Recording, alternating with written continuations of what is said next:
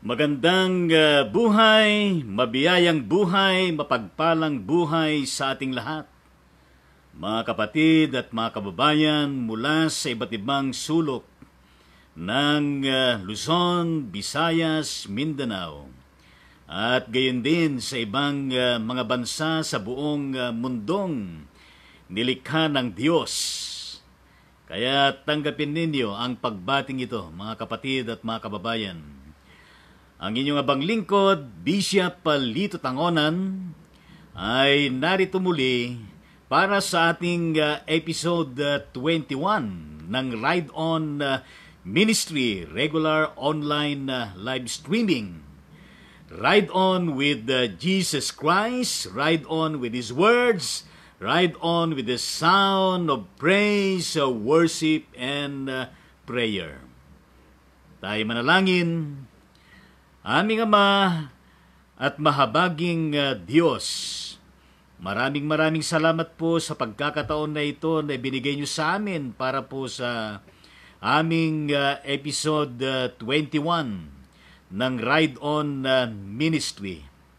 Ikaw ay aming itinataas, pinupuri at winawalhati, at nawa Panginoong Diyos sa kabuuan ng gawain na ito ay madama namin ang inyong banal na presensya, ang pagkilos at pamatnugot ng inyong banal na espiritu sa bawat isa sa amin, upang sa ganon, Panginoong Diyos, ang buong episode na ito at maging sa kabila ng episode na ito, O Diyos, sa aming mga paglalakbay at sa aming pagharap sa panibagong mga hamon, Panginoong Diyos, ang gawain na ito ay sana'y makapagbibigay ng inspirasyon ng kalakasan at ibayong hamon sa bawat isa sa amin. Sa pangalan ni Jesucristo, sa gabay at anointing ng inyong banal na Espiritu. Ito po ang aming panalangin. Amen. Purihin po natin ang ating Panginoong Diyos. At bago po tayo pumalaot doon sa ating nais na talakayin sa gabing ito, mga kapatid sa Panginoong Diyos, tayo po ay magkaroon ng sharing. Siyempre, mga kapatid sa Panginoon, ay lubos ang ating pagpapasalamat sa ating Panginoong Diyos dahilan sa nitong nakaraang buong linggo. Ano po? Mula nung Lunes magpahanggang sa ngayon, ngayong maghapon hanggang gabi, ay tunay na hindi po tayo kinalimutan ng Diyos, di po ba? Na tayo po ay Kanyang pinatnugutan, na tayo po ay Kanyang blines, at tayo po ay Kanyang sinamahan sa lahat ng ating naging lakbayin sa buong week na ito na nakalipas. At atin pong natunghayan na naranasan po natin at natanggap natin yung guidance ng ating Panginoon at gayon din ang kanyang mga provision, yung kanyang mga revelasyon at manifestasyon ay atin pong natunghayan at atin pong naranasan at tunay nga na tayo po ay pinalasap, pinaranas ng tinatawag natin na ligtas at maayos at mapayapang paglalakbay natin sa nakaraan na punong-puno ng karanasan at mga hamon at hindi tayo binitawan, hindi tayo iniwanan, kundi patuloy tayo na iningatan at pinagpala ng ating Panginoong Diyos.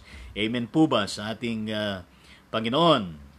At maraming salamat sa ating Panginoong Diyos sapagkat ilang mga bagay na tayo po'y kinasangkapan ng Panginoon dito nakaraang linggo, mga kapatid sa Diyos, ay ako at ng aking may bahay ay nagkaroon ng pagkakataon na makiisa doon sa nakalipas na selebrasyon ng birthday ng ating retired Reverend Dr. Jimmy Sembrano noong nakaraang Martes. Ito po ay February 25 sa kanilang tahanan doon sa Imo City, Cavite. At siguro ay inyo pong napanood yung aking mga vlogs at gayon din yung ating BLCT IPM, BLCT Palm Ministries and BLCT Videos Ministry patungkol sa gawain na ito.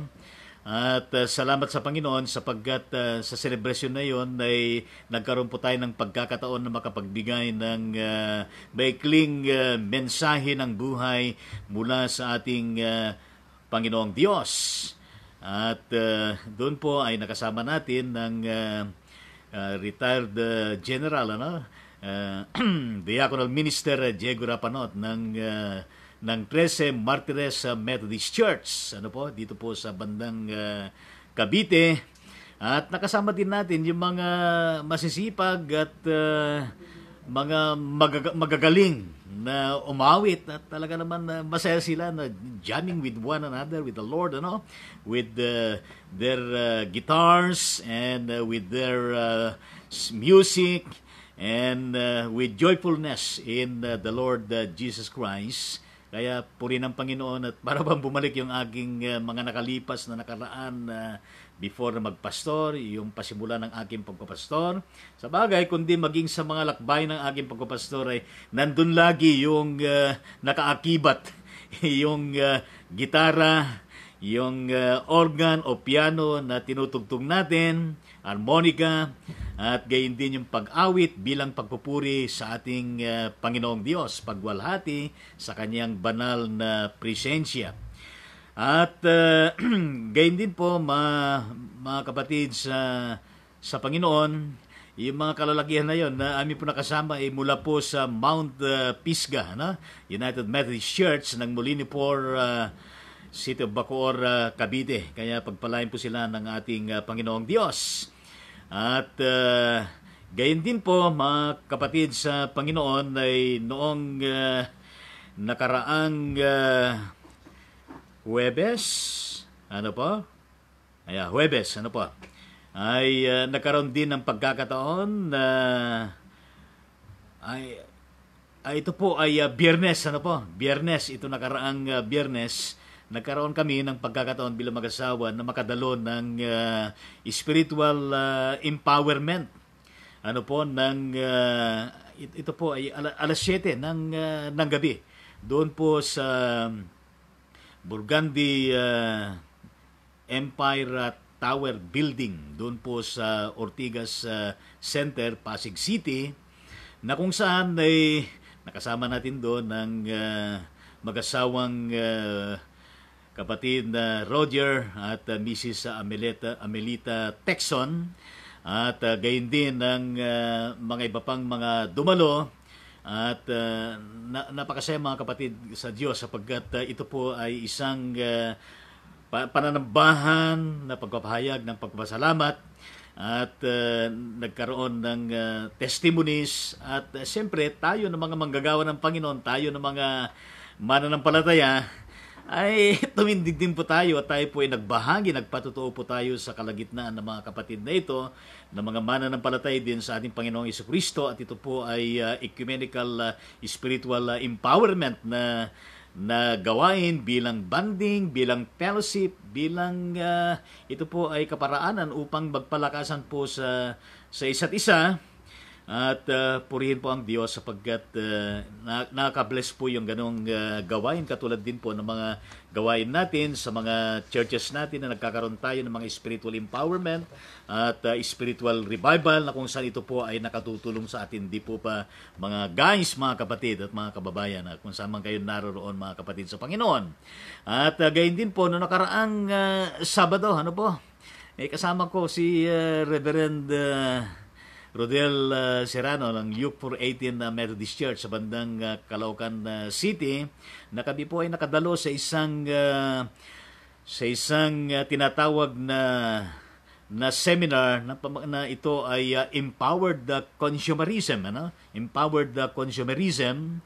At ito po ay alauna ng hapon, at doon po ginanap sa 7th floor ng Burgundy Empire Tower, doon po sa Ortigas Center ng Pasig City. At napakaganda, mga kapatid sa Panginoon, na meron tayong mga ganitong added information, knowledge, and wisdom with regards to the empowerment of our day-to-day life in our life as a people who are connected with all of this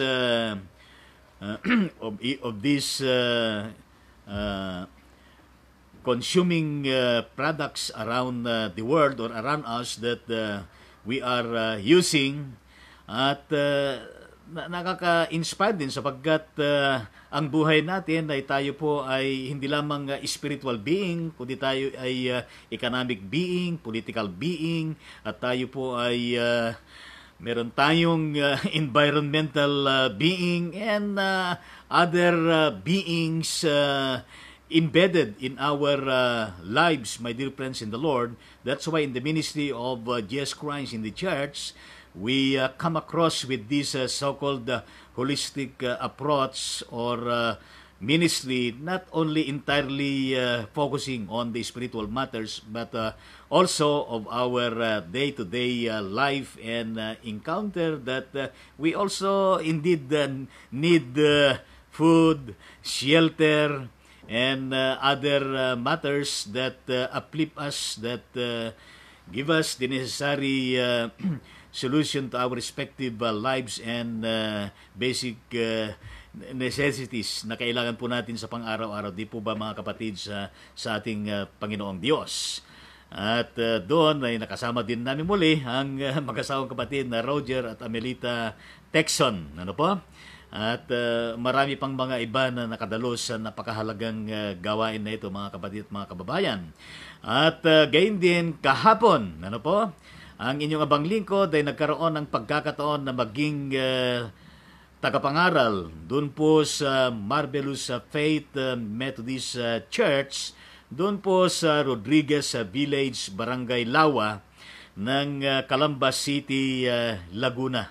Ano po, ang pastor po doon ay ang Reverend Rodante Bamba at ang diakonesa po ay ang Deaconess Leia Abugan. At purihin po natin ang Diyos sapagkat itong church na ito ay talaga naman kinakasangkapan ng ating Panginoon at sana patuloy na pagpalain ng iglesia lokal na ito sa lahat ng mga pamilya at mga members na bumubuo nito at sa lahat ng kanilang ministries and missions.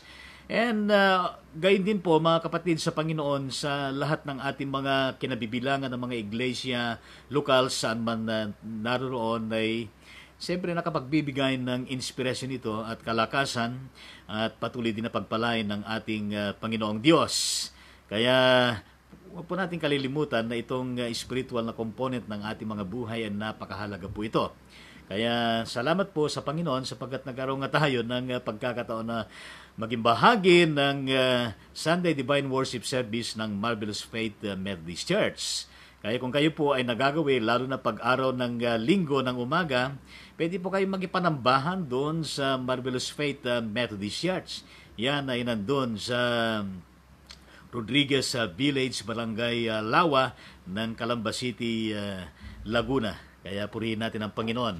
Alam ko po mga guys, mga kapatid, na meron din kayong mga hindi niyo makakalimutan ng mga karanasan ninyo sa buong linggong ito. Ay why don't you spare your time with your family to share, or with your friends or with your co-members in the church to share your striking experience within this past week.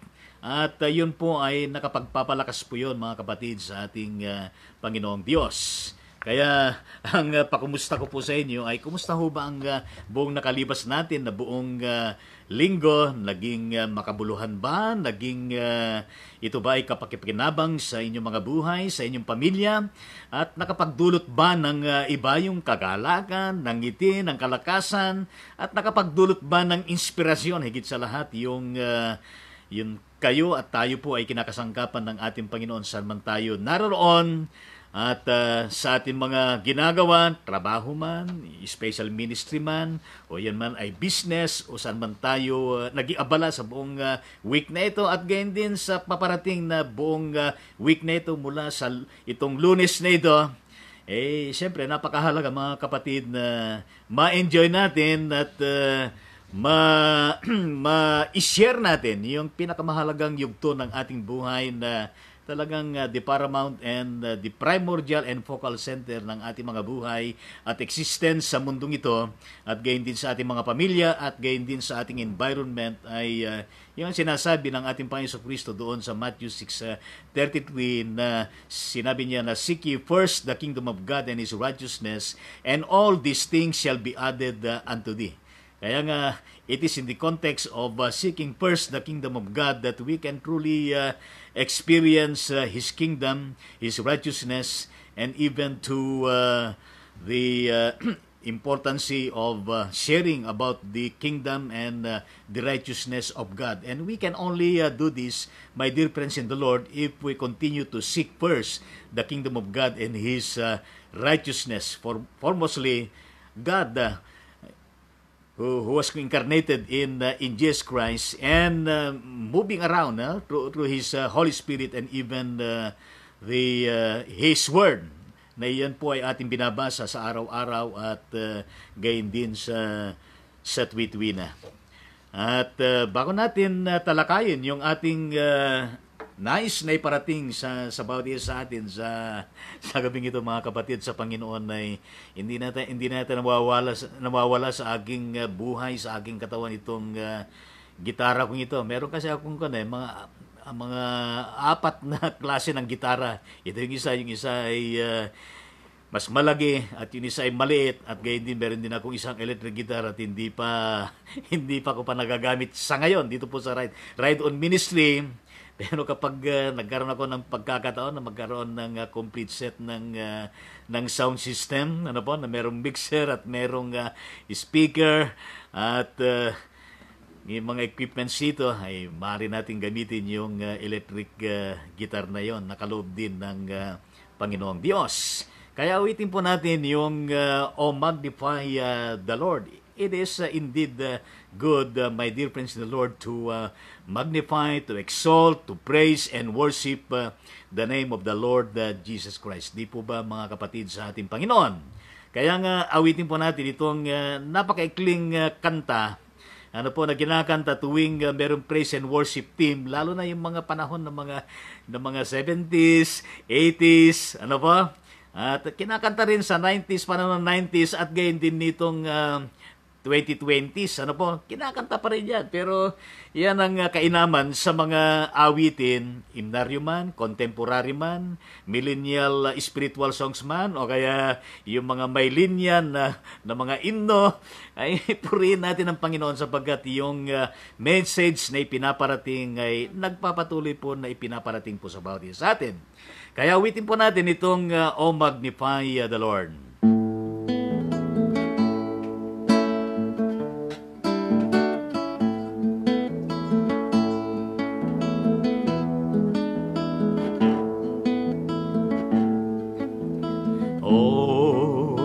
Magnify the Lord, for He is worthy to be praised.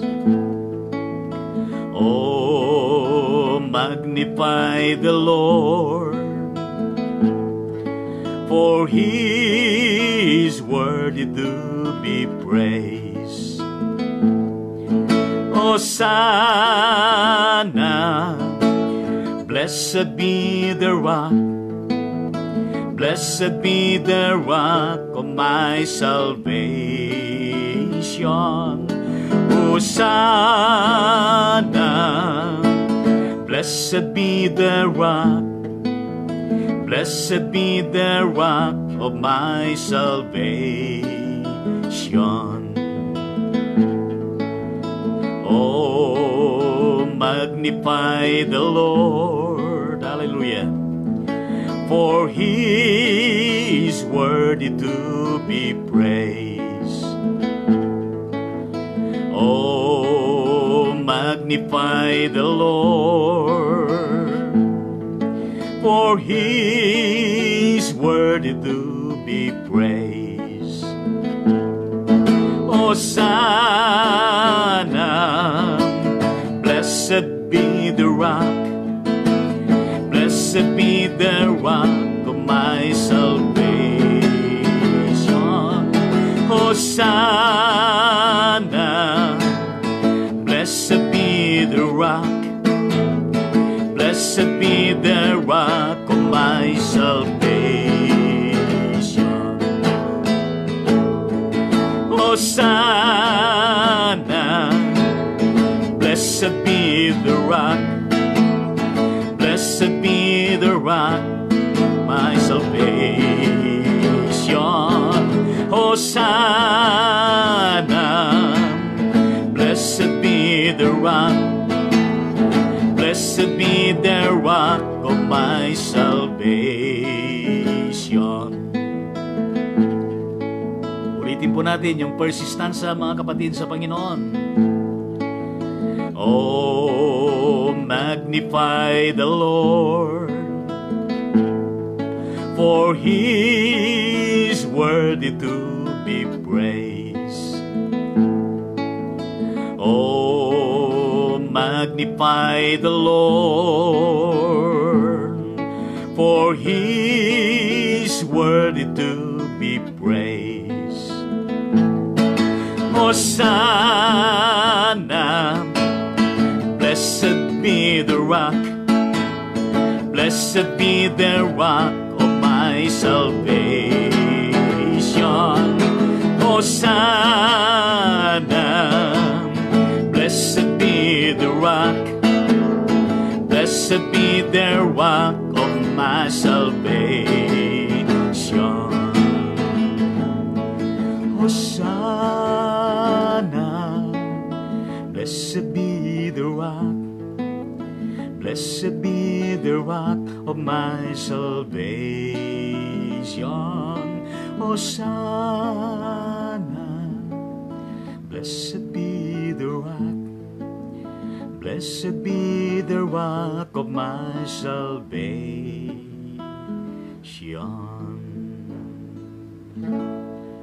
Amen sa ating Panginoong Diyos. Tunay nga yung sinasabi sa salmista na ang Diyos ang siyang matibay natin buog. Matibay na bato at matibay na kanlungan natin sa araw-araw at gayon din sa witwina. Kayo ba'y naniniwala doon, mga kapatid, sa Panginoon? Ako po ay naniniwala sapagkat yan po ay aking napatunayan na ng mahabang panahon at maging sa mga pagkakataon na ito. Kaya purihin po natin ang ating Panginoong Diyos. Tayo po'y manalangin. Dakilang Diyos, aming Ama, we invoke your presence as we reckon and struggle with your words, and may your Holy Spirit be with us so that we may be able to capture, to internalize, and even to apply the message that you are sharing to us through your servant. In Jesus' name we pray. Everybody will say Amen. Amen sa ating Panginoong Diyos.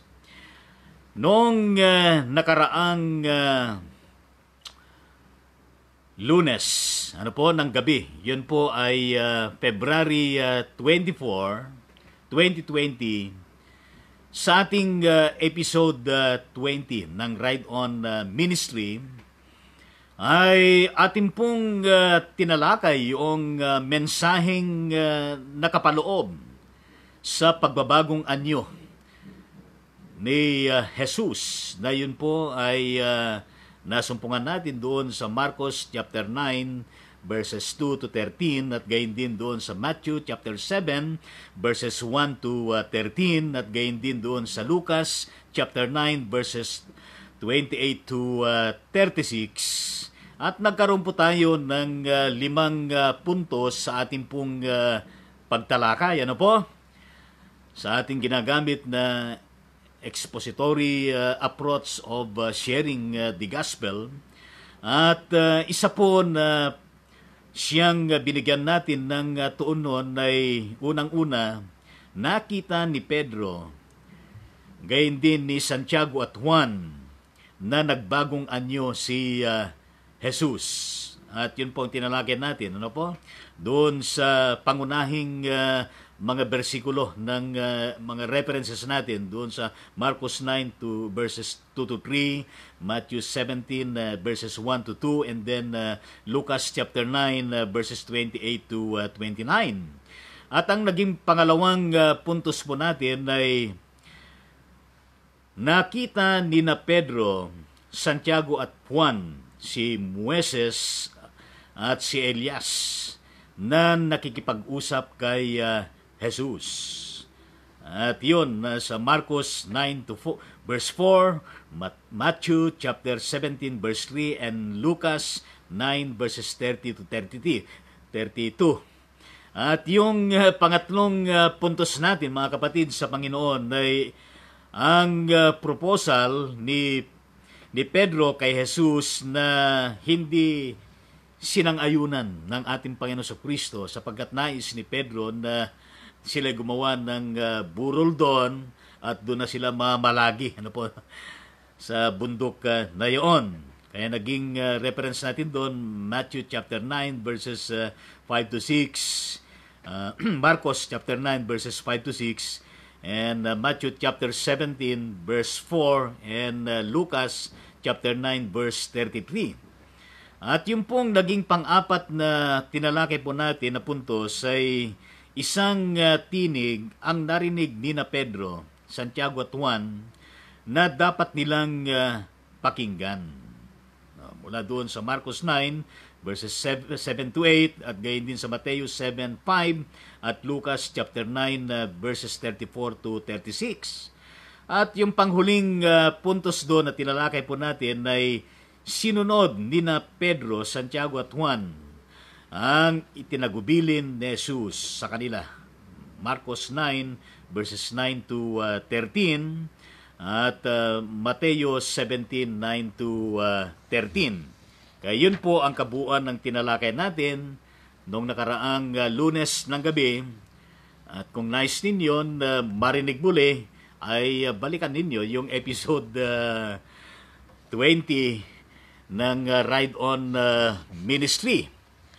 Ngayong gabing ito, itong araw na ito mga kababayan at mga kapatid kay Jesucristo, ang atin pong tatalakayin ay ang paksang pagkaunawa sa Lenten season. Ang pagkaunawa sa panahon ng Kwaresma. Ano po? Napakahalaga po ito sa bandang mga huli. Pagdating doon ay meron tayong mga biblical references na atin din pong tatalakayin para higit natin maunawaan na ano ba itong Lenten season na ito. Ano po? Ngayon, ayon doon sa ating ni-research, lalo na po tayo sa Methodist, yung mga galing sa Wesleyan tradition, sa Methodist tradition, ay binalikan ko yung Book of Worship ng the United Methodist Church, doon po sa pahina 320 to 321. Ano ba yung sinasabi patungkol dito sa Lenten season na ito? Sapagkat ito po ay napakahalaga. At ang sinasabi, at ito po ay aking kinokot, at pagdating doon sa bandang huli ay atin din pong inaangkot. Ano po? At ang sabi doon ay Lent is a season of 40 days. Ito rin ay panahon ng 40 araw na hindi po ibinibilang yung kasama dito ng mga araw ng linggo, which begins on Wednesday, at ito po ay nangyari noong nakaraang Miyerkules, yung Wednesday, at ito po ay magtatapos sa tinatawag natin na the Holy Saturday. Ano po? Holy Saturday. At yan ang kabuuan ng Lenten season, at ang susunod doon sa Holy Saturday ay ang pagkabuhay na maguli. Ngayon, ang sinasabi ng ating reference ay Lent comes from the Anglo-Saxon word na ang salitang Lenten, C-E-N-C-T-E, Lenten, which means spring, spring. Ngayon, the season is a preparation for celebrating Easter. Napakahalaga yun na dapat natin masumpungan, in preparation for the historical celebration of the pagkabuhay na maguli ng ating Panginoong Jesucristo. And to continue with this reference, historically, ang sinasabi niya, Lent began as a period of fasting. Fasting and preparation for baptism by converts, and then became a time for penance by all Christians. Puri ng Panginoon, ano? Kanina may binabasa ang aking misis sapagkat yun pong World Council of Churches na nakalagay po doon, nakabase doon sa Geneva, sa Europe, ay meron pong information, meron pong sulat na naglalaman patungkol dito sa panahon ng Lenten season, and there were prepared reflective biblical reflections na prepared by the World Council of Churches na kanilang in-encourage na gamitin, to reflect on with this Lenten season na ating pong tinatalakay from Ash Wednesday up to Holy Saturday before the celebration of the Easter, ang pagkabuhay na maguli ng ating Panginoong Jesucristo. At hindi ko pa nakikita yung document na yon, pero nais ko po na tignan yung document na yon. Sinasabi ko ito, mga kapatid sa Panginoon, sapagkat yung aking reference sa binasa na sinasabing historically Lent began as a period of fasting and time for penance by all Christians. At binanggit nga yung preparation for baptism by converts, by all converts in the Christian faith. Kaya't yun pong reflection na yun, meron kinalaman doon sa water, ano, sa baptism. Kaya akin pong titingnan yun. Baka pwede nating i-present dito in a reflective, collaborative presentation para mas lalo nating maunawaan yung lalim at lawak ng dinadala at mensahe ng Lenten season. Pag sinabing penance po, mga kababayan, ibig sabihin na ito po yung panahon na kung saan ay nakakaramdam tayo, nakakaranas tayo ng kalungkutan, mga guys at mga kababayan, sapagkat merong mga nangyayari sa ating buhay at kasama na diyan yung mga kalungkutan, yung mga kabiguan at lalo tigit yung mga nagagawa natin, mga pagkukulang at pagkakasala na nagbibigay sa atin ng kalungkutan, and we need to bring out all of this into a context of coming to Jesus, upang sa ganun ay magkaroon tayo ng self-reflection, self-examination, at magkaroon tayo ng pagmumuni-muni at pagsisiyasat sa ating mga sarili. Nakaakibat nito ay yung pagtanggap, pagkilala sa lahat ng ating mga pagkukulang sa Diyos at gayon din sa ating kapwa, at tayo ay mag-move on doon sa tinatawag na talaga naman humihingi tayo ng pagpapatawad at paglilinis ng ating Panginoong Diyos. Kaya napakahalagang time yon, mga kapatid, sa Panginoon for penance by all Christians.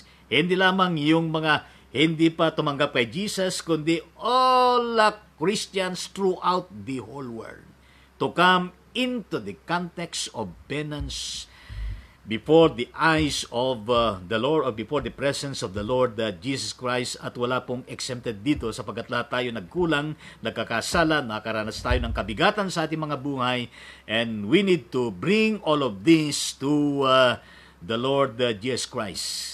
Kaya in addition dun sa sinasabi ng ating reference na kinokot, the first Sunday describes, Jesus' temptation by Satan. Yung tatlong klase ng pagsubok at tukso ng dyablo, at yun po tinalakay na natin yan sa Ride On Ministry. And the sixth Sunday, na yun po ang tinatawag na Passion. Passion and Palm Sunday. Kaya darating din tayo dyan, mga kapatid, sa Panginoong Diyos. Yung palaspas, At gayon din po yung Jesus Christ triumphal entry into Jerusalem and His subsequent passion and death, because Sundays are always little Easters. The penitential spirit of Lent should be tempered with joyful expectation of the resurrections. Unquote. Yun po ang binabanggit sa ating yung kabuuan ng panahon ng Lenten season, from the Ash Wednesday, last Wednesday, up to the Holy Saturday, before the celebration of the Eastertide season. Kaya purihin po natin ang Panginoong Diyos. And in addition, doon sa ating reference, mga kababayan, ang sinasabi nga, at nais ko pong i-quote to, the great 3 days, sometimes called the Triduum or Pasch, P-A-S-C-H, from sunset Holy Thursday through sunset Easter, are the climax of Lent. Iyon ang sinasabi niyang pinaka-climax ng Lenten season, from sunset Holy Thursday through sunset Easter. Napakahalaga po yon. And of the whole Christian year. So, ibig sabihin nun, hindi lamang yung climax nito ay magtatapos doon sa sunset ng Easter, kundi throughout the Christian calendar. Year-round, mga kapatid, sa ating Panginoon. Kaya these days proclaim the Passion mystery of Jesus Christ's passion, death, and resurrection. Ano po? Merong mga mysteries na naganap at patuloy na nagaganap, mga kapatid, sa Panginoon.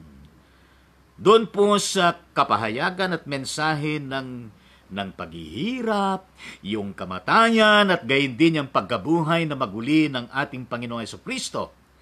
Kaya nga, yung sinasabi ng ating reference ay, during these days, sabi niya, the community journeys with Jesus from the upper room.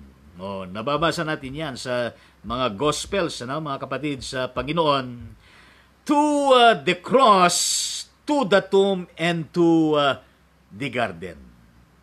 Nakita niyo po yung sequences niya na sinasabi.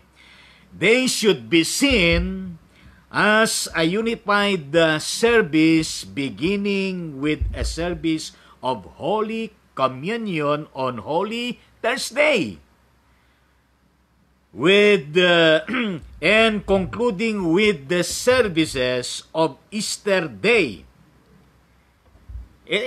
This is indeed in conjunction with the so-called climax of the Lenten season. Ano po?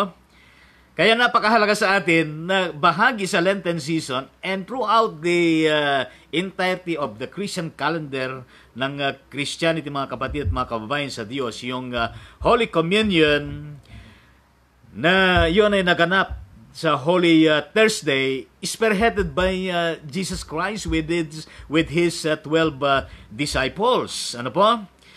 At gayon din yung concluding with the services of Easter Day. Kaya napakahalaga po yon. Kaya itong service na ito, ayon doon sa ating reference, ay may be connected with a prayer vigil fasting. Nagkakaroon ng prayer vigil fasting from Holy Thursday evening or Good Friday until the first service of Easter, and maybe accompanied by fasting. Kaya yung prayer vigil na sinasabing lasting from Holy Thursday evening or Good Friday until the first service of Easter may be accompanied by fasting. At yan ay pagkukulan natin mamaya ng pansin itong fasting na ito na sinasabi. Ngayon, mga kababayan, yung nangyari noon, panahon ni Jesus, at yung nangyari taunan, at yung huling nangyari ngayon, itong nakaraang Wednesday na tinatawag natin as Wednesday. Hindi po yung humihingi tayo ng Miyerkules, kundi as Wednesday, ASH. Nang sinasabi naman ng ating reference, emphasizes dual encounter. Ano po? We confront our own mortality. Ano po? Itong buhay na ito, yung buhay ninyo, yung buhay nating lahat. And confess our sin before God within the community of faith. Ano po? At yung pong pinakaporma niyan, at yung pinakalaman niyan, yung as west din naman, na yan, mga kababayan, yung service na ginagawa niyan, ang focus niyan ay yun ngang dalawang pinakatema na kung saan ay pinag-uusapan yung kasalanan at gayon din yung kamatayan sa liwanag ng pagliligtas, ng pagpapatawad, at gayon din yung pagpapalaya ng pag-ibig ng Diyos sa ating mga buhay. Kaya, yun hong Ash Wednesday ay hindi lamang yung basta nilagyan ng ganun at marami ng mga mangyayari, mga mysteries, kundi ang higit na mahalaga ay yung we confront our own mortality with a glowing sense of act of confession of our sin before God within the community of faith. In the form and content of this, mga kababayan at mga kapatid sa Diyos, sana sa ating mga buhay ay hindi tayo nag-iipon ng mga kasalanan. At atin din tinatalakay, ano ba yung kabuluhan, ano ba yung kamatayan na yan na sinasabi, in the light of God's redeeming love, and even in the light of God's redeeming grace, and even in the light of God's redeeming light, manifested in Jesus Christ. It is because, my dear friends, na sa pamagitan lamang ni Jesucristo na talaga namang mararanasan natin yung light of God's redeeming love, light of God's redeeming grace, and light of God's redeeming power through the power of His Holy Spirit, which is always acted upon every day, every moment ng ating mga buhay. So, napakahalaga na maging maliwanag yung Ash Wednesday sa atin na pasimula ng Lenten season. Ngayon, mapapansin ninyo at maging sa mga local churches, lalo na sa mga mainline churches katulad po ng Pilipinas, ng the United Methodist Church, ng United Church of Christ in the Philippines, Lutheran Church, Yemilip, at iba pang mga mainline churches, kapag dumating yung Lenten season, ang kulay niyan ay purple. Ano po? Purple po yung kulay na iyan ay sumisimbolo ng kapwa ito yung panahon na kung saan yung penitence nga at yung royalty na sinasabi na ito ay ginagamit not only within the period of Lenten season but even in the Advent season, mga kapatid sa ating Panginoong Diyos. Ngayon, napakaganda na ito po ay ating tinatalakay, mga kababayan. At siyempre tayo ng mga lingkod ng Diyos, tayo ng mga mananampalataya, ay we keep on searching, we keep on of seeking informations so that we may be able to capture all the messages na ito po ay dinadala po sa ating mga kapatid sa ating Panginoon. Kaya ang inyong paglingkod ay talaga namang nagbabasa din, nag-aaral din ng mga iba't ibang mga references na makatutulong sa pagtalakay sa mga anumang mga tinatalakay natin, mga kapatid sa Panginoon. Kaya yun pong aking nabasa in addition to the shared biblical references mamaya at gayon din sa itong information from the Methodist tradition, Wesleyan tradition, at lalo na sa the United Methodist Church Book of Worship, ay according to Sarah Phillips, from the crosswalk.com, entitled What is Lent, na ang kanyang binigyan ng doon ay honoring the sacrifice of Jesus. Di ba napakaganda yun, ano? What is Lent? Ano daw ang panahon ng Kwaresma? Ito ay pagpupugay, ito ay pagkilala at pagbibigay ng kalwalatian at pagkilala sa naging makasaysayan na pagsasakripisyo ng ating Panginoon Jesucristo. And sabihin nga natin, amen sa atin yan. Amen sa ating Panginoon na itong mga sacrifices na ito na nangyari sa buhay ng ating Panginoong Jesucristo, yung kanyang paghihirap at gayon din yung ang kanyang kamatayan ay hindi po maitutumbas sa anumang mga pasakit, mga sakripisyo at paghihirap na ating pong nararanasan sa araw-araw. Kaya according to Sarah Phillips, dito po sa aking nabasa, unang-una, Lent is a time that offers us an opportunity to come to terms with the human condition. We may spend the rest of the year running from, and it brings our need for a Savior to the forefront. Very understandable, mga kapatid sa Panginoon. Kaya itong Lenten season, mga kababayan, ay binibigyan tayo ng maraming pagkakataon. Siksik, liglig at umaapaw na pagkakataon na ibinibigay ng ating Panginoon Jesucristo sa bawat isa sa atin.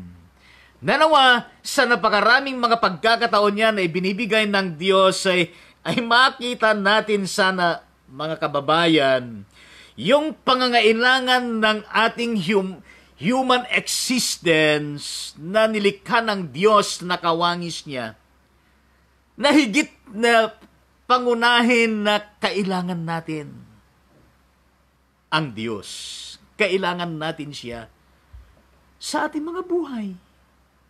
Would you say amen to that, mga kapatid sa Panginoon? Kaya sabi nga ng ating reference yan, like Advent, Lent is a time to open the doors of our hearts a little wider and understand our Lord a little deeper. So that when Good Friday, malapit na yan, and eventually Easter comes, it is not just another day at church, but an opportunity to receive the overflowing of graces God has to offer. Unquote. Napakaganda, mga babayan, ano? Na itong Lenten season na ito, as we prepare ourselves for the Holy Thursday, Holy Friday, and the pagkabuhay na maguli ng ating Panginoon towards our continuing struggle and journey in life,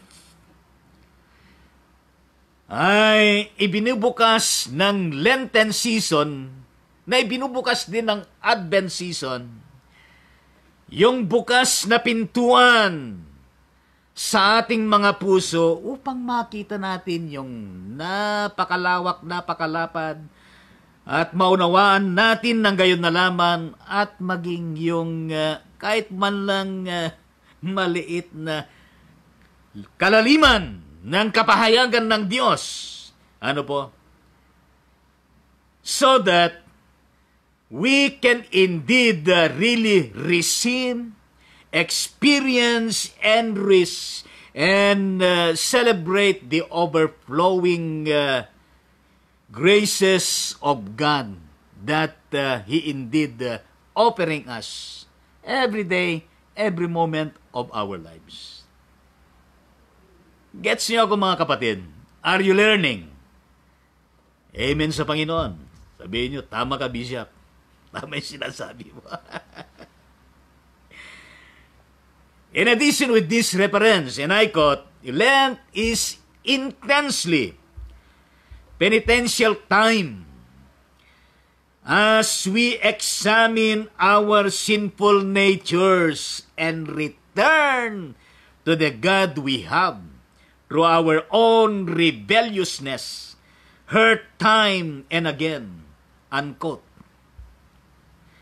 Mga kapatid sa Panginoon, pag sinabing penitential time, I'm not talking of yung pong nangyayari na kapag panahon ng Holy Thursday and Holy Friday, di ba meron yung mga nagpipinitensya na talagang sinasaktan yung kanilang mga sarili. Sa Ilocano ay talaga namang sapsaplitan da, bagbagida, no? Pinapahirapan yung kanilang katawan, yung kanilang ipinagkatiwala ng Diyos na buhay. Hindi yun ang ibig sabihin nun. Para tayo mapatawad? No! Para tayo ay mapabilang sa langit, para tayo ay mapaburan ng ating Panginoong Diyos? No, big no. Kundi, itong moment of intensely penitential time is providing us the opportunity, my dear friends, to really examine ourselves, our sinful nature.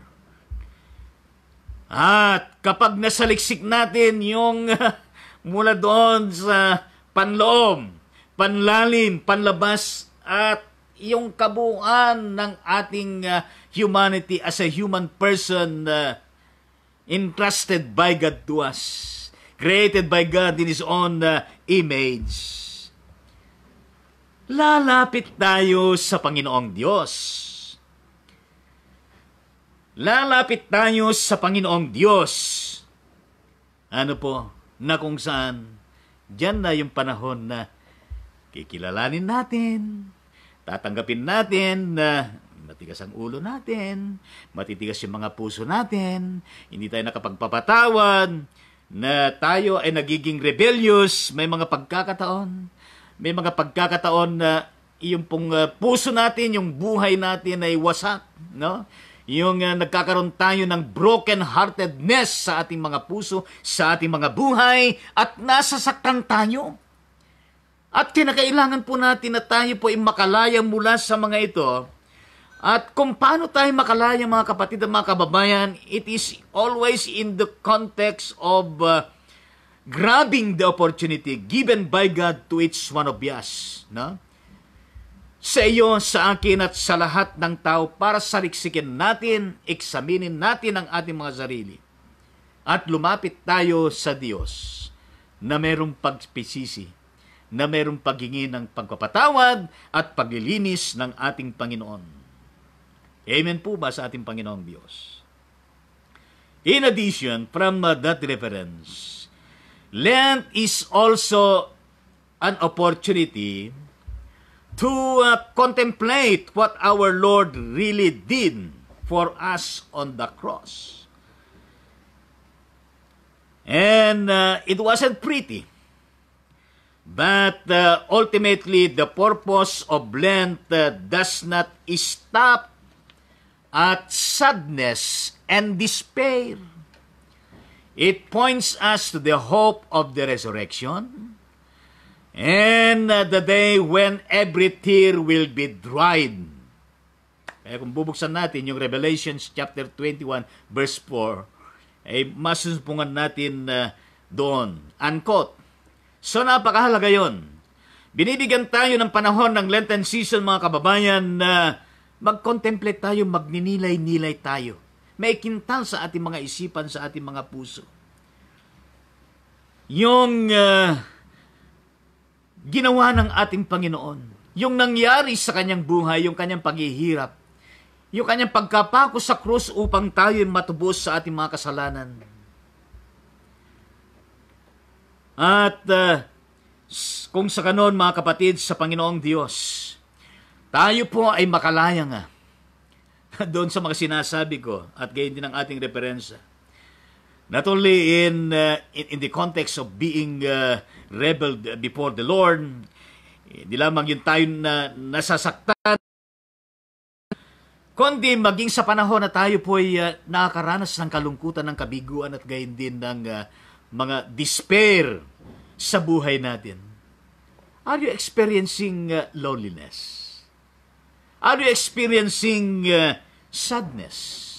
Are you experiencing despair and rebelliousness? And you feel deep within the hurt. Oh, mga kababayan sa Panginoon, sapagkat ang buhay, ang mensahe ng Lenten season hindi lamang magtatapos from the Ash Wednesday to the last day of this Lenten season, which is the Holy Saturday, kundi binibigyan tayo ng pag-asa sa ating time and opportunity of reflection, sapagkat merong dinadala na ng pagkabuhay na maguli. Ano ho? Sa gitna at sa kabila ng ating mga dinadaanan. Ano na sabihin yan? Every time we experience sadness, loneliness, broken-heartedness, Every time we experience hurt deep within us, it points us always to the hope of the resurrection. At gayon din, the day when every tear will be dried. Lahat ng mga luha na yan, lahat ng mga pawis na yan ay maghihilom yan, maalis yan. At yan ay pinapangako ng pagkabuhay na maguli ng ating Panginoon. Kaya nga, inulit nga natin mga kababayan na itong ang kulay na purple na ito, itong violet na ito, hindi lamang po yung ubi na halaya. Ito, pagka-violet, mas matingkad na violet at meron pang mas malabnaw na violet. Pero ang mahalaga, ang violet ay isinisimbolo ng penance at gayon din yung royalty at yan ay binibigyan tayo ng pagkakataon upang tayo po ay magsisi sa ating mga kasalanan at gayon din ay sumisimbolo sa liwanag ng pagliligtas, ng pagkapatawad at ng gayon din ng atonement, yung redemption ng Panginoon sa ating mga buhay mula sa kasalanan at mula doon sa madilim na buhay natin. Itong Lenten na ito mga kabayan sa Diyos, ay ating pong pinagtutuunan nga ng pansin, mga kapatid sa Panginoon, on to be in the context of penitence and prayer and so on and so forth for the period of 40 days, and we can do it beyond 40 days, na isesat aside natin para saliksikin natin ang ating mga sarili, yung pangloob, panlalim, at panlabas, at pangkabuuan na pagkatao natin mga kapatid sa Panginoon. Ay, aakayin tayo ng Diyos na ito. Doon sa konteksto ng kung ano ba yung kalooban at ninanais ng Panginoon sa ating mga buhay. Amen po ba sa Panginoon? Kaya yung ating reference, in addition, ang sinasabi niya, the goal is to really examine, paulit-ulit, no? Your life in light of God's Word and to make a commitment to change in any areas you have not submitted to the Lord. A good way to start an examination of conscience is by praying. Unquote. Itutuloy ko kanina kung ano ba yung biblical references na yon. Ano po? Kaya ang layunin, yung goal nito, yung paulit-ulit na sinasabi natin na a time to contemplate, a time to examine ourselves, ano po? In the lights of God's Word. We cannot really completely or totally contemplate and examine ourselves by ourselves alone. We need the presence of God. We need the presence and acts of the Holy Spirit, and we also need, mga kababayan, yung salita ng ating Panginoong Diyos. In the light of God's Word at ang karugtun nun.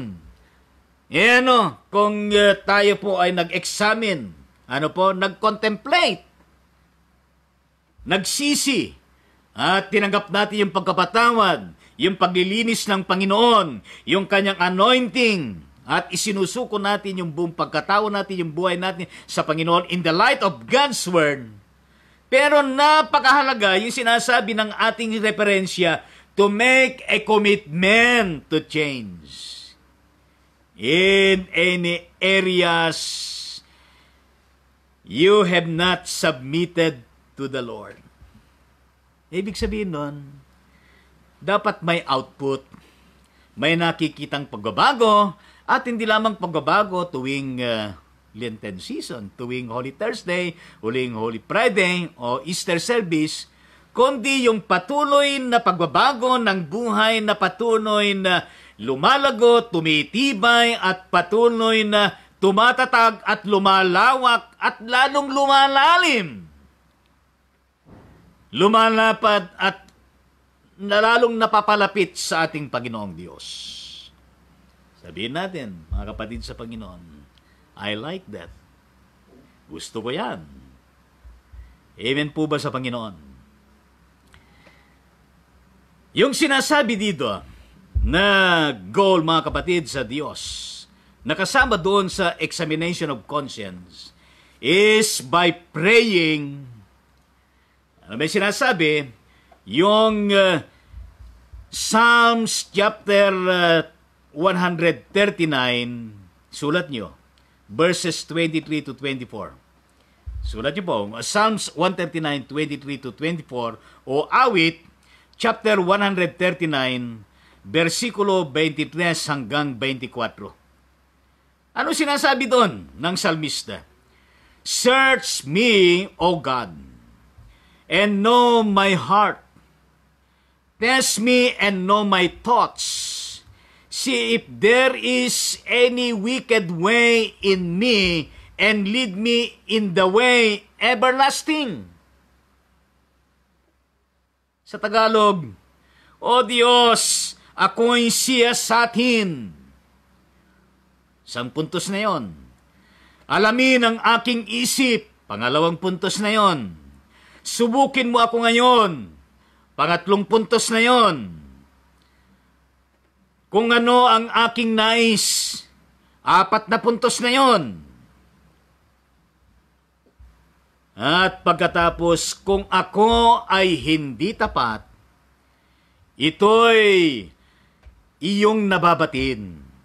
Sa buhay na walang hanggan, samahan mo at ihatid. Yan ang kabuuan ng chapter 139, verses 23 to 24, and there are 4 pertinent important points in verse 23 at gayon din doon sa verse 24. Kung ako ay hindi tapat, first point. Ito iyong nababatid, second point.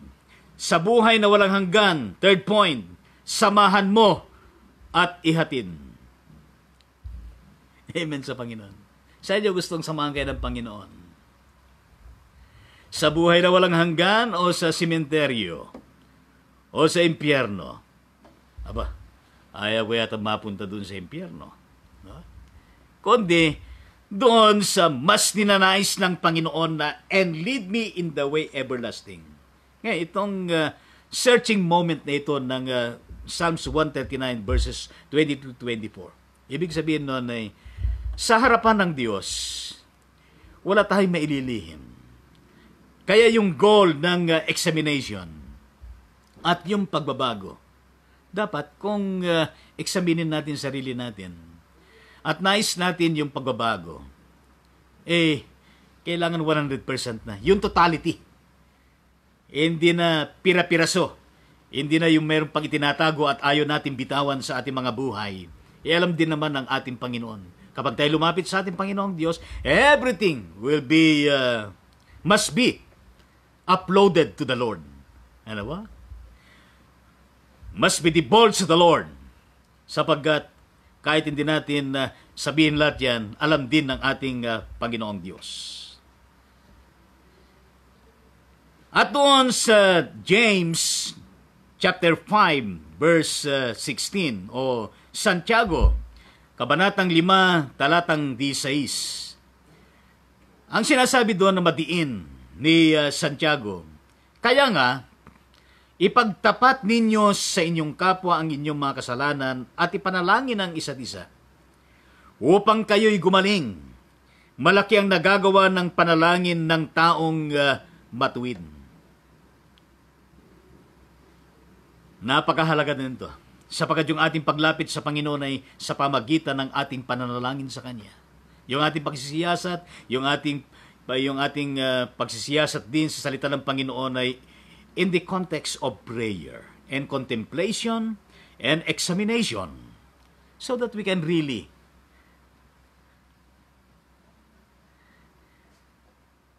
makuha natin kung ano ba yung mensahe na dinadala ng Panginoon. Kaya yung Lenten season na ito, mga kapatid sa Diyos, ay ipinoprovide niya yung pagkakataon sa atin para sa kanon ay hindi lamang papanalangin ang gawin natin, kundi samahan natin ang fasting. Ano ba? Samahan nating fasting.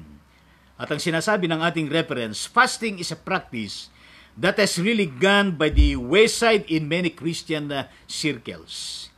Yet it done correctly. Kailangan ito ay gawin na tama. It can be a powerful time of renewing your relationship with God.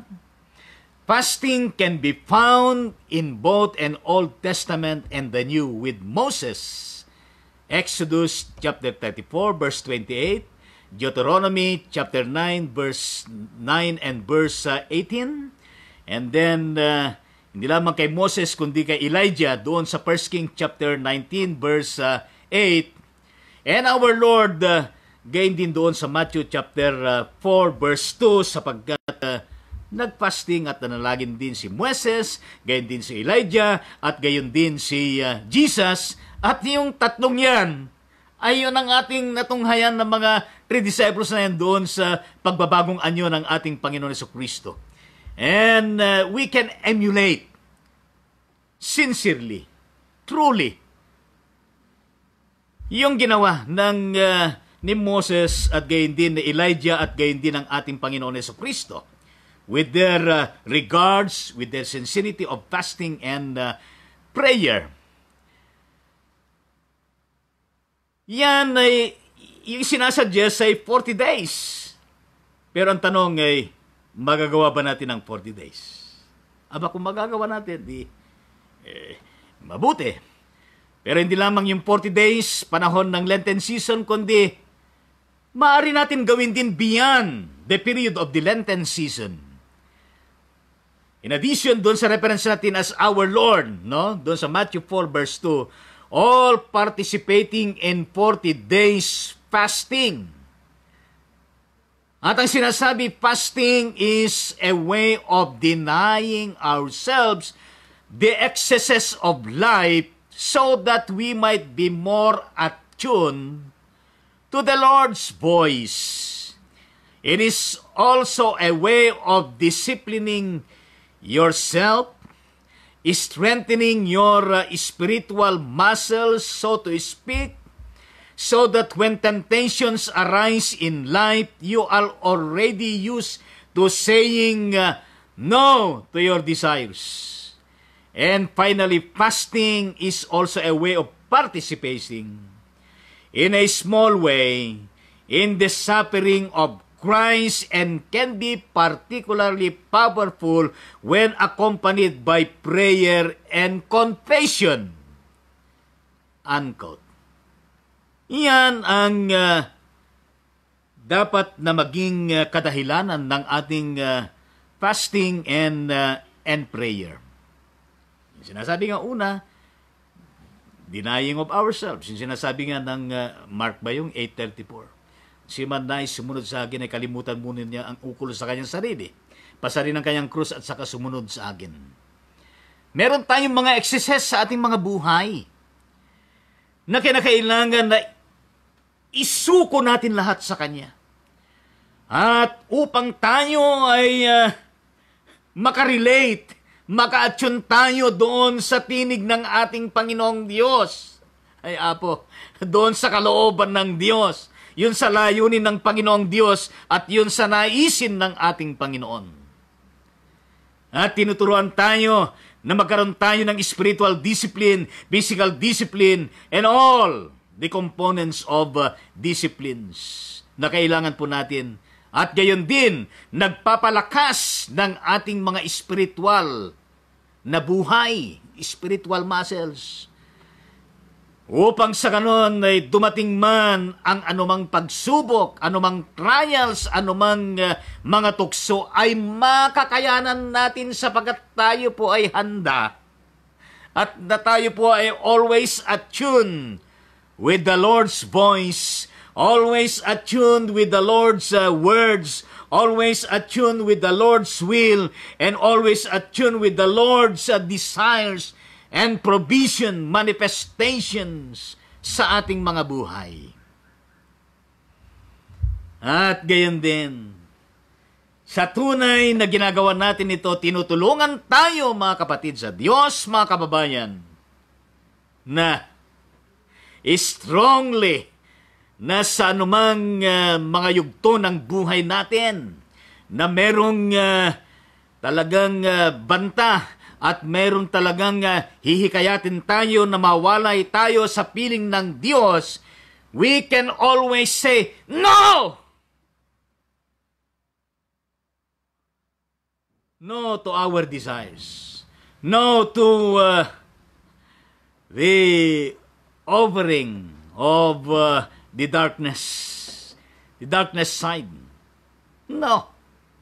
Ibig sabihin nun, ang isang mananampalataya, meron siyang laging paninindigan. Saan man siya naroon, naninindigan siya. Pag no, no. Kung yes, yes. Kung sinasabi din, yes the Lord, yes the Lord. Kung no, sa mga hindi makabubuti sa atin, no. Are you getting me? Are you learning, mga kapatid sa Panginoon? At hindi lamang yung sinasabi sapagkat yung fasting and prayer ay nakikibahagi tayo doon sa pagkikibahagi ng buong katawan ng ating Panginoong Hesukristo doon sa kanyang paghihirap at kamatayan. Nakasama ang ating pananalangin ng ating pagsisiyasat at pagsasaliksik na merong kasamang pagsisisi at paghingi ng kapatawaran.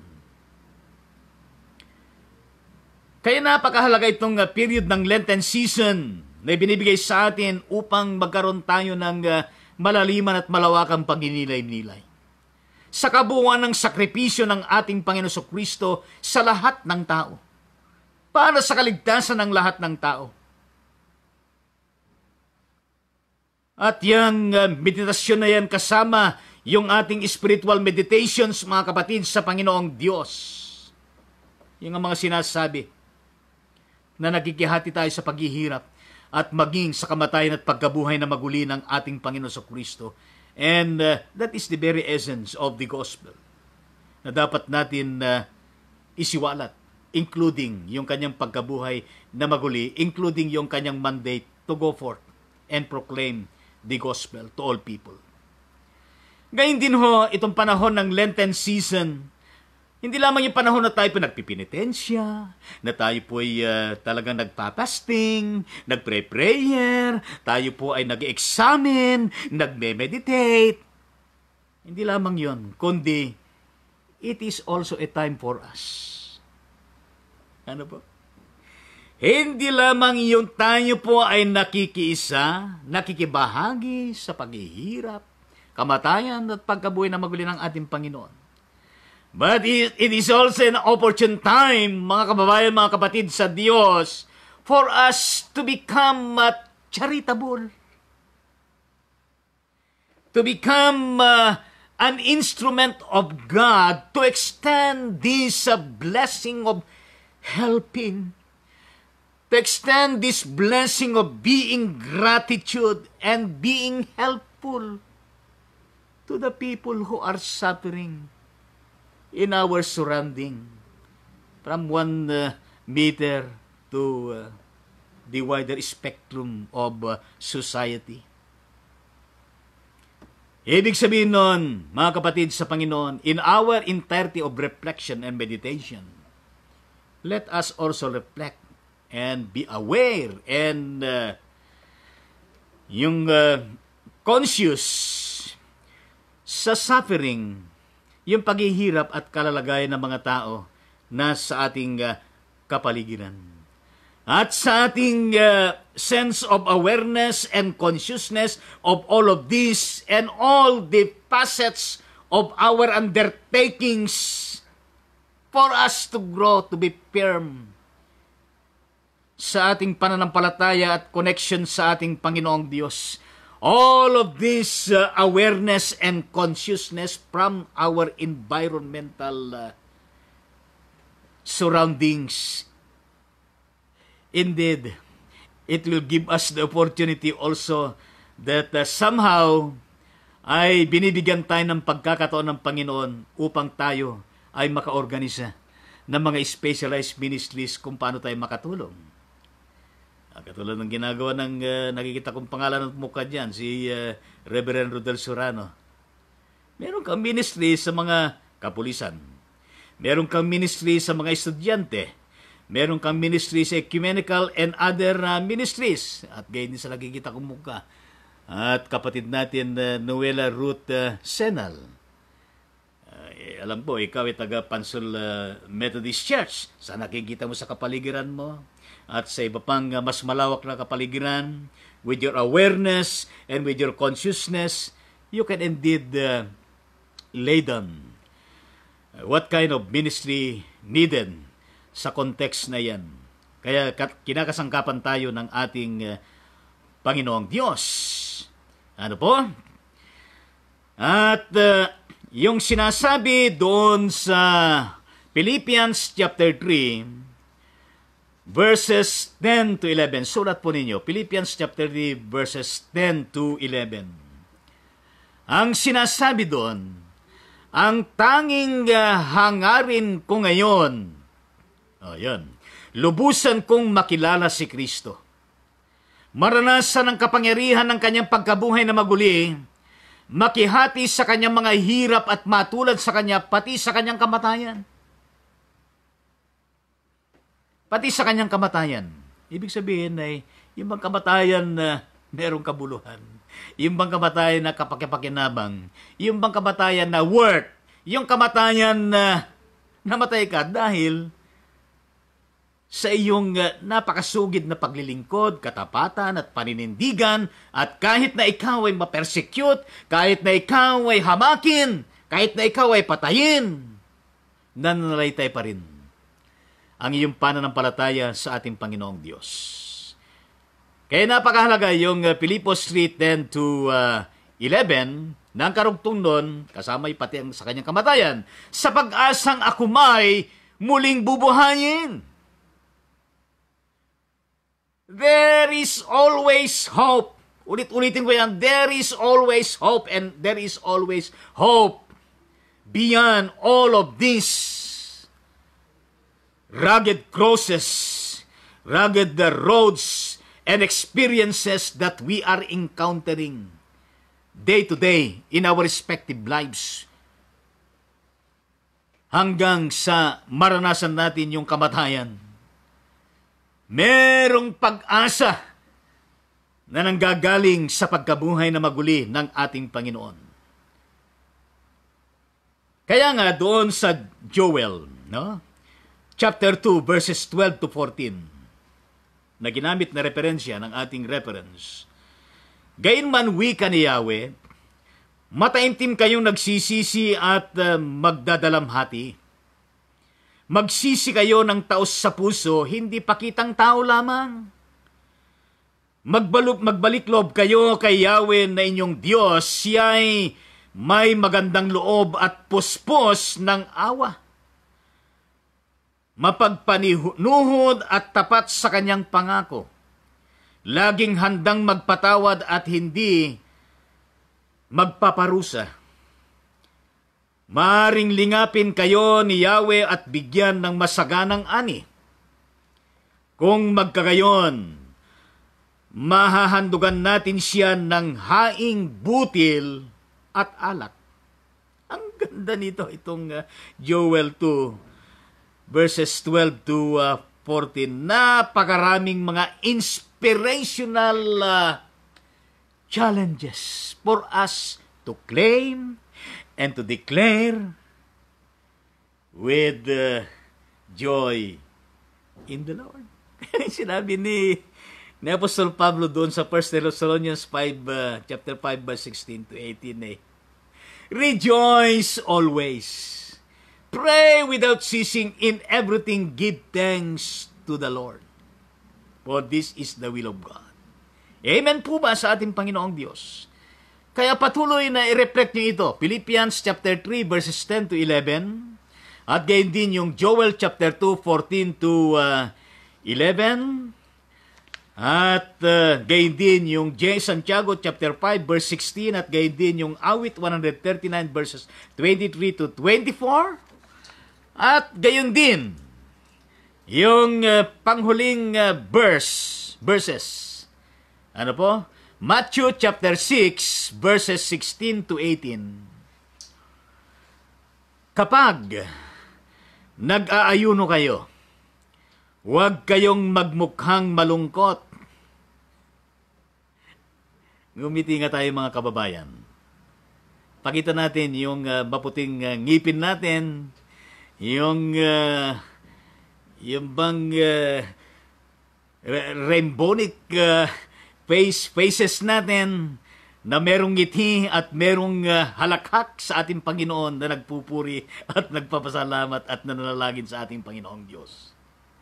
Kaya kapag kayo nag-aayuno, huwag kayong magmukhang malungkot tulad ng mga mapagpaimbabaw. Hindi sila nag-aayos upang malaman ng mga tao na sila'y nag-aayuno. Sinasabi ko sa inyo, tinanggap na nila ang kanilang gantimpala. Kapag ikaw ay nag-aayuno, mag-ayos ka ng buhok at maghilamos ka. Upang huwag mapansin ng mga tao na nag-aayuno ka. Ang iyong amang hindi mo nakikita, ang siya lamang makakaalam nito. Siya na nakakakita ng kabutihang ginagawa mo ng lihim ang gaganti sa iyo. Praise the Lord, hallelujah. Kaya nakikita ko dito na isang pangungusap, para bang sinasabi sa ating lahat, mga kapatid sa Diyos at mga kababayan, ano po? Na kung lalagyan natin ng exclamation point, ano? Yung bibigasin natin. Pwede natin sabihin ako na, hoy! Mag-ayos ka. Hoy! Ayusin mo yung buhay mo. Hoy! Ayusin mo yung utak mo. Hoy! Ayusin mo yung puso mo. Hoy! Ayusin mo yung ginagawa mo. Hoy! Ayusin mo yung buong pagkatao mo.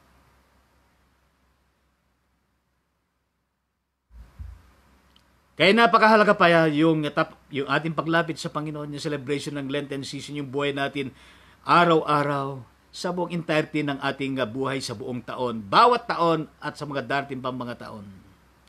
Napakahalaga pala yung tayo po'y nag-aayos.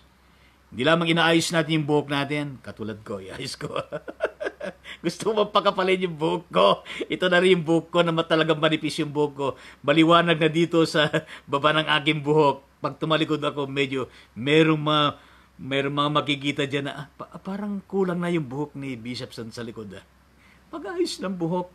Hindi lamang mag-ayos at maghilamos, kundi yung ayusin yung kabuuan natin bilang isang taong nilikha ng Diyos na kanyang kawangis. Amen po ba sa ating Panginoon? Kaya sa Lenten season na ito, binibigyan tayo ng pagkakataon ng Diyos upang sa maraming hindi maayos sa ating mga buhay, sa ating pamilya, sa ating lipunan, sa gobyerno, sa pribado, sa mga deliderato, sa politika, sa ekonomiya at lahat pa, matmin sa ibang bansa, ay mag-ayos tayo. Binibigyan tayo ng pagkakataon ng Diyos upang sa panahon ng Lenten season na ito, ay tunay nga na mayroong may dudulot na kakaiba, na pagbabago sa ating mga buhay, na siyang maghahatid sa atin sa tulay na larangan ng ating mga buhay na kung saan ang Panginoon na ito ay patuloy natin na nakakadaupang palad sa araw-araw at sa titwina. Kumusta ba ang mga buhay ninyo? Sabi mo sa katabi mo, kapatid, kumusta ang buhay mo? Kumusta ang pamilya ninyo? Kumusta ang pamilya ko? Kumusta ang kapaligiran natin? Ano ba ang dapat na maayos sa ating mga buhay, sa ating pamilya, sa ating kapaligiran, at sa malawak na daigdig na ating kinabibilangan? Ikaw ba mayroong sakit? Ikaw ba mayroong problema? Ikaw ba mayroong kabigatan? Ikaw ba'y walang trabaho, kailangan mo na hanap buhay? Ikaw ba ay nabibigatan sa iyong pasanin, sa iyong pamilya? Ano ba yung mga pre-request mo? Ano ba yung mga ugit na pangunahin na nais mo na mabago sa buhay mo at nais mo na makamtan nitong mga darating na mga panahon mula bukas? At itong Lenten season na ito, nagpro-provide siya ng pagkakataon sa atin. Nang sa gayon ay makapagnilay-nilay tayo. At bago tayo dumako sa panalangin, ay umawit muna tayo ng isang awitin. Pwede kayong maglagay ng prayer request dyan sa comment. O kaya pag sa mga susunod pang mga episode, pwede nyo isulat kung ano ba yung mga prayer request. Kaya may sakit, may problema, anything goes on. Ano po? Pwede po kayo para sa kanon ay particular na atin pong mga may panalangin. Ano? So, awitin natin itong He Will Carry You. Ano po? Na ito po ay merong Tagalog na version at related po ito, angkop po ito sa Lenten season.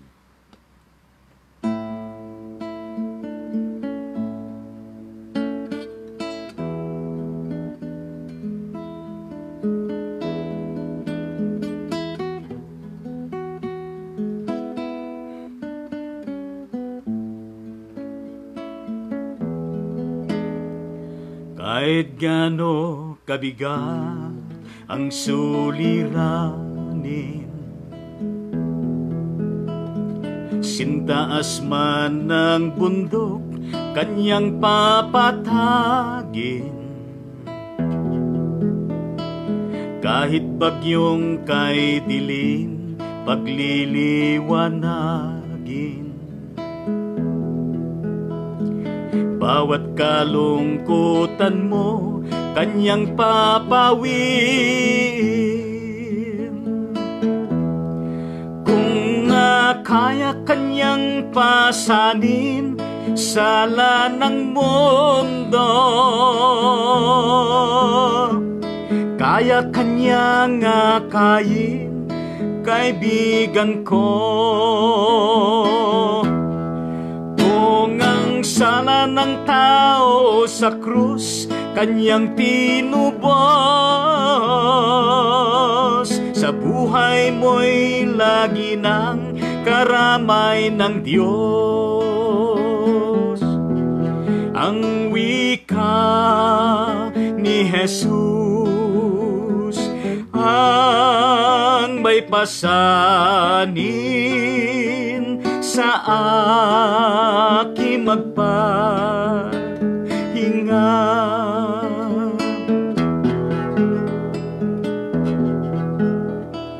Kahit gaano kabigat ang suliranin,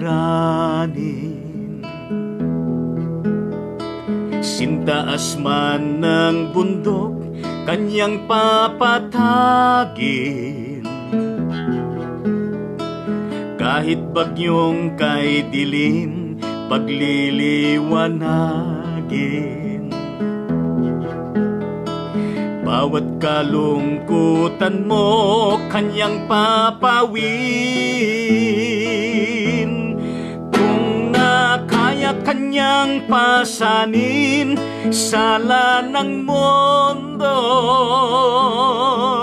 kaya kanyang akayin, kaibigan ko. Kung ang sala ng tao sa krus kanyang tinubos, sa buhay mo'y lagi ng karamay ng Diyos. Karamay ng Diyos. Karamay ng Diyos.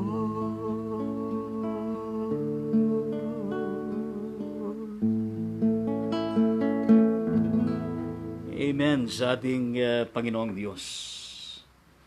Meron tayong karamay lagi, mga kababayan. Huwag tayong matakot, huwag tayong mag-alala. sapagat laging meron tayong tiyak na karamay na gano'ng kataas o sintaas man ang bundok o higit pa ang ating mga naranasan o anumang mga bagyo, ang Diyos na ito ay nandyan lagi. Kaya tayo po ay manalangin, mga kababayan, at lumapit sa ating Panginoong Diyos. Panginoon, kami po ay lumalapit sa inyo na nagpupuri, nagpapasalamat sa mensahe ng buhay na inyong dinala sa amin, Panginoon. Narito kami sa inyong harapan upang ikaw ay purihin, sambahin at pasalamatan at italaga ang aming mga buhay. Panginoong Diyos, sila na nagse-celebrate o nag-celebrate na ng kanilang kaarawan sa buhay, anibersaryo ng kasal, o anumang espesyal na okasyon sa kanilang mga pamilya. Panginoong Diyos, abutin mo ang mga kapatid na ito saan man sila naroroon sa ngayon. Na-bless mo ang kanilang mga buhay, ang kanilang mga pamilya, at gayon din ang kanilang mga pangangailangan at kabuhayan. At marami pang mga taon na darating sa kanilang mga buhay, nalipos ng kasaganaan, nalipos ng kalusugan, mainam na pangatawan at pagtatagumpay. Panginoong Diyos, hayaan mo rin na aming italaga muli ang aming buhay sa inyo. Sinusuko lahat at nananangan sa inyong kalooban, sa inyong mga salita, at nagpapailalim sa kapangyarihan ng inyong banal na Espiritu. At tulungan mo kami ng mensaheng aming narinig ay may sa buhay namin sa pang-araw-araw. Not only during this Lenten season, but every day, every moment ng aming mga buhay. Panginoong Diyos, dinadalain po namin patuloy sila na naapektuhan ng erupsyon ng Taal Volcano. Mga pamilya, ari-arian, komunidad sa Batangas at maging sa Tagaytay City. O Diyos, di namin alam kung ano ang kanilang updates o kalalagayan sa ngayon. Pero abot mo sila at alam mo ang kanilang kalagayan at patuloy mo silang pagpalain at samahan. Panginoon, sa napakaraming mga infected ng 2019 novel coronavirus, sa iba't ibang panig ng daigdig na ito, hindi lamang sa Pilipinas, hindi lamang sa China, kundi sa iba pang mga bansa sa Europa, sa Asia, at gayon din sa Estados Unidos, at gayon din sa iba't iba pang mga kontinente. At mga iba pang mga viruses, Panginoong Diyos. In the mighty name of Jesus Christ, your name, and above all name, O Panginoong Diyos, pagaligin mo sila. At gayon din, napalayain mo sila, Panginoong Diyos, na nasa panahon ng quarantine period. At higit sa lahat, Panginoon, ng matigil, mawasak, at total, Panginoong Diyos, na ma-eliminate itong 2019 novel coronavirus sa lahat ng panig ng daigdig na ito, Panginoong Diyos. In the mighty name of Jesus. Kaya pagpalain mo maging ang mga departamento ng kalusugan sa anumang bansa, ang mga gobyerno, Panginoong Diyos, pagpalain mo nang ito ay matugunan at maging mga iba't ibang mga pagamutan, Panginoon. Panginoong Diyos, patuloy po namin pinapanalangin lahat sila na mayroong karamdaman, ng Reverend Armando Duran ng Balyangaw, Misamis Occidental, Mindanao. Nangangailangan po siya ng kagalingan, recovery at gayon din ng mainam at maayos na kalusugan at buhay at gayon din po, Panginoon, ang kanyang pangangailangang pananalapi. At gayon din po, Panginoong Diyos, ang mga iba pa na mayroong karamdaman katulad po ng kapatid na Mrs. Elisa de Guzman na siya ngayon ay nasa St. Luke Hospital sa Quezon City at inihanda para siya ay maoperahan. In the mighty name of Jesus Christ, we pray and intercede para sa kapatid na ito, Panginoon, upang sa ganon ay maging matagumpay ang operasyon sa kanyang colon. At gayon din, Panginoong Diyos, ay matamo niya, makamta niya at ma-receive niya, Panginoong Diyos, ang ibayong kagalingan, kalakasan at gayon din ang mainam na kalusugan, Panginoon. Pagpalain ng kanyang pamilya at gayon din ang kanilang pangangailangan pinansya, Panginoong Diyos. Panginoon, lahat po ng merong karamdaman, Panginoon, hindi lamang sa sa Pilipinas, kundi sa lahat ng dako, Panginoong Diyos, at maging ang mga may kapansanan, Panginoon, may kabigatan. Pinapanalangin po namin na sila po ay makaranas, makatuklas ng kagalingan at kalakasan na nagmumula sa iyo, Panginoon. Kaya dinedeclare po namin, O Diyos, ang kagalingan nila at kalakasan at ma-recover, Panginoong Diyos, ang lakas nila at pagpalain din ang kanilang buhay, pamilya at kabuhayan, Panginoon. Panginoong Diyos, dinadalain po din po namin ang katagumpayan ng darating na Regional Council of Leaders and Ministries meeting ng Metropolitan Calabarzon Methodist Regional Conference sa March 7, ito po sa Saturday, alas 9 ng umaga doon sa Pansol Methodist Church, Pansol, Diliman, Quezon City, sa panguna po ng aming Regional Bishop, Joey Lapitan. Pagpalain mo ang pulong na ito. At naway anumang pag-uusapan ay maging maayos at maging matagumpay. I-bless mo ang aming regional bishop, maging ang aming mga district supervising elders, mga pastor, mga laiko, Panginoon, at gayon din ang mga local churches. Hindi lamang po sa Metropolitan Calabarzon Methodist Regional Conferences, kundi lahat ng mga pagpupulong, mga activities, gathering, mission, outreaches sa iba't ibang mga dako, lahat ng mga local churches, mission churches, hindi lamang sa ang Iglesia Methodista sa Pilipinas, kundi sa lahat ng Christian denominations. Would you please spare your blessing, Panginoon, sa lahat ng mga ito nang upang sa kanan magtagumpay at lalong may siwalat ang iyong ebanghelyo sa lahat ng tao saan man dako, Panginoon. Kaya i-bless mo, Panginoong Diyos, ang buong panahon ng Lenten season mula February 26 to April 9 bago kami mag-celebrate ng Easter, ay maging daan ito, Panginoon, upang ang bawat isang nilalang ay magkaroon ng malaliman na pagsisiyasat at lumapit sa iyo at maranasan ang pagbabago at pagsuko ng lahat at makihati sa iyong paghihirap, sa iyong kamatayan, at gayon din sa iyong pagkabuhay na maguli, at gayon din makihati kami sa mga naghihirap at sa mga nangangailangan sa pamagitan ng mga ministeryo na nais mong ipagawa sa amin.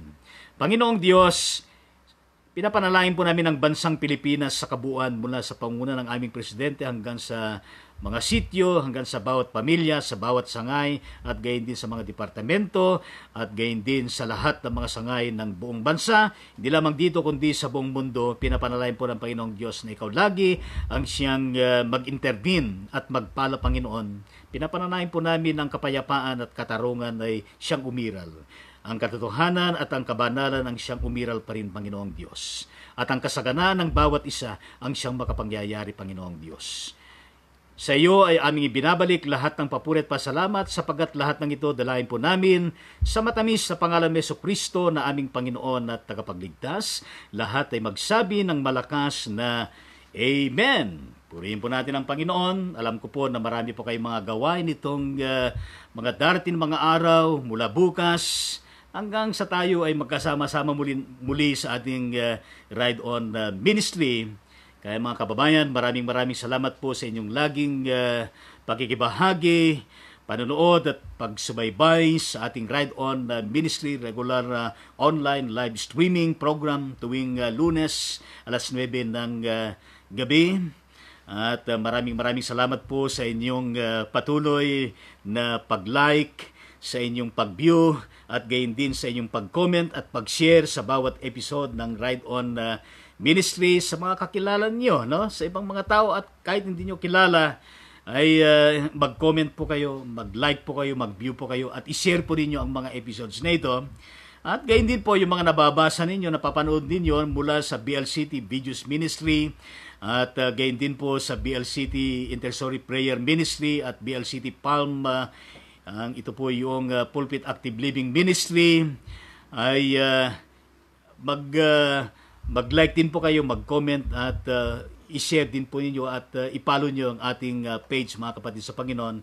At gayon din po ang lagi sinasabi ko sa inyo na wag po natin kalimutan na laging mag-like at mag-follow sa ating page nang sa gayon ay kayo po'y ma-notify sa anumang incoming updates na dapat ninyong malaman, not only within the circle of our Christian faith but even in our environmental condition and global situation. And you may also view and subscribe to my YouTube channel, Bishop Lito Tangonan. Kaya sa ang ating pong mga kapatid na nagtap sa fan feature na sila po yung nakatanggap ng top fan badge na ito po ay nire-recognize weekly at gayon din monthly sa sinuman na active na followers. At ito po yung mga top fans natin na sina kapatid na Corazon Navarro sa loob ng 2 buwan, ano po, Leonora Dato sa loob ng 2 buwan, at gayon din si Corazon Dalmasio, at ito ay mga sumusunod mga 2 buwan to, kapatid na Architect Rod Lagman, Imelda Tolentino, Pastor Abet Villesa Endon, kapatid na Ricardo Latawan, at kapatid na Alejina Gabinete Castillo, at gayon din ang Pastor Mency Caspe, ang kapatid na Shirley Kiambao Manalansan, ang kapatid na Susan Kapili, at gayon din yung mga 1-month top fan natin, ang kapatid na May Cruz Lawagan, kapatid na Dang Kabate Makadenden, Pastor Bonifacio Gansit, kapatid na Celia Ramos Makalatan, kapatid na Beatrice Ramos, kapatid na Cecilia Campos, kapatid na Olivio Bueno, kapatid na Maricel Agbayani Balocanag, at kapatid na June Bono, at gayon din ang kapatid na Ray Julius Perez for 1 week, ano po, kapatid na Philip Bagisa, ito yung mga susunod na 1 week, at kapatid na James C. Misoles obligasyon. Ang paganda naman ng pulyado, maraming obligasyon, ano. At gayon din ang kapatid Ryan Roque Meneses. Ito yung bagong top fan natin, ano. At gayon din ang bagong top fan natin si kapatid na Joy Marie, at gayon din ang top fan natin na bago, Isabelo Kabakungan, at gayon din si Amante Vicente Rosana, at gayon din ng Reverend Dante Bamba. Yan po yung mga new top fan. Kaya kung nais po na ma-include sa mga top fan, not only for the week, for 1 month, for 2 months, kundi for the community of every month, ay ugaliin po natin na tayo po ay mag-like, mag-view at mag-comment at mag-share sa ating page, ano po. Kaya purihin po natin ang Panginoong Diyos. Kaya shout out to the Lord Jesus Christ. Shout out to all of you, my dear friends in the Lord, mga kababayan. At ang ating pong mga kapatid na dapat natin na i-recognize, mga guys, ano? Kasama natin ang kapatid na Rodolfo Rafael, ang presidente ng Kampi ng Iglesia Metodista sa Pilipinas, at ang kanyang comment ay congrats Bishop sa ika-21 airing ng inyong Ride-On Ministry. Maraming salamat din po at God bless you. At gayon din ng kapatid na Iris Balintos Mendigorin ang kanyang comment. Good evening po Bishop Lito Tangonan. Good evening po. God bless you. Ang kapatid na Vince Mumar Pablo kasama din natin, at pagpalain ka ng Panginoon. Ang Reverend Rodel Sirano ang kanyang comment na Amen po sa Panginoon. Amen. God bless you, brother. At ang comment ng ating kapatid na Noel Ruth Senal, Amen. Amen sa Panginoon. A million and trillion and billion, amen. At kasama din natin si kapatid na Pastor Alex Bacling. At purihin po ang Panginoon, pagpalain ka ng ating Panginoong Diyos. At gayon din po ang mga kapatid na kasama din natin, ang kapatid na Ricardo Latawan, ang kapatid na Jenny Grace Bustamante Paginto, God bless you. Kapatid na Norma Daos Clerigo, pagpalain ka ng Panginoon. Kapatid na Ruena Santiago, kasama din natin, pagpalain ka ng Panginoon. Corazon Navarro, God bless. Kapatid na Vince Michael Label Bote, ay pagpalain ka ng Panginoon. Pastor Teddy Carlit, God bless you. Pastor Mamerto de la Liposa, God bless you. Deaconess Claribel Benaventura, pagpalain ka ng Panginoon. At gayon din ng Reverend John Caballero Abagon, pagpalain ka ng Diyos. Kapatid Joel Godana Agudelo, pagpalain ka ng Panginoon. Architect Rod Lagman, God bless you. Kapatid na Amy Abisamis, pagpalain ka ng Panginoon. Kapatid na Susan Layog, pagpalain ka ng Diyos. At gayon din si kapatid na Joe Ana, Ada, Faye Fernandez, isang buong pamilyang ito, pagpalain ka ng Panginoon. Ang kapatid na Alex Buckley, kapatid na Pastor Alexander Bacon, pagpalain kayo ng Panginoong Diyos. Alam ko po na meron pa mga ibang mga magko-comments at mag-view, magwa-watch at mag-share. Lahat po kayo ay ating pong pinapasalamatan at kasama kayo lagi sa ating panalangin. Maging kayo na walang panahon na hindi pa nagkakaroon ng pagkakataon na makibahagi dito sa ating bawat episode ng Ride On Ministry ng inyong abang lingkod. Pero purihin po natin ang Diyos sapagkat napakabuti ng ating Panginoon.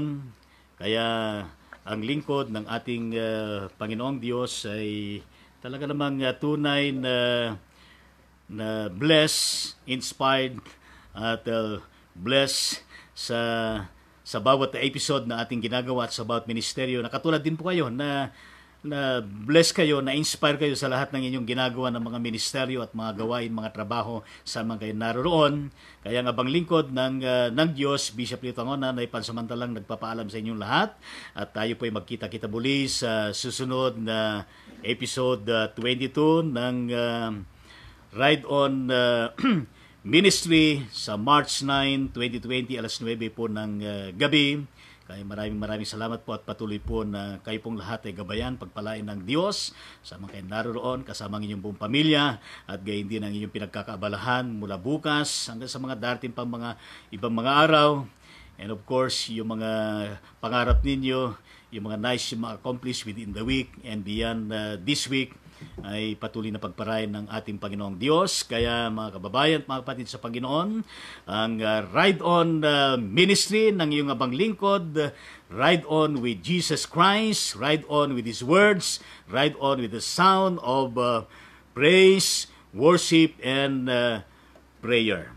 Kaya may the Lord Jesus Christ continue to bless you all wherever you are, and may receive every day, every moment of your lives, the salvation and the love of Jesus Christ, and the continuous leading, inspiration, light, and empowerment of the Holy Spirit be with us all now and forevermore.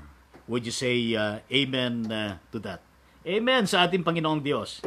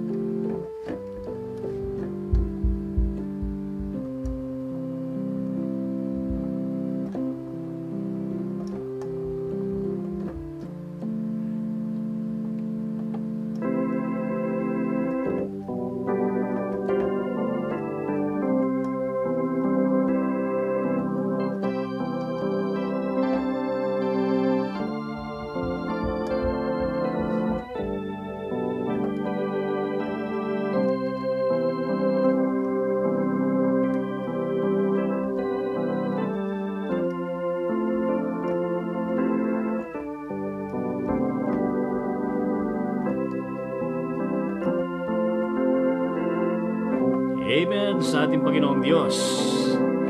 Alam niyo trying hard tayo na naggigitara, nagpiapiano. Itong organ natin na nakalagay lamang sa karton ay binuksan namin at inilabas at ginagamit natin para sa pagpupuri sa ating Panginoong Diyos. Kaya kung hindi naman gagamitin, kakalawangin to at hindi na papakinabangan. Kaya purihin natin ang Panginoon. Kaya God bless you all. Bye-bye. At samahan kayo lagi ng Panginoon sa inyong paglalakbay at sa lahat ng inyong gawain.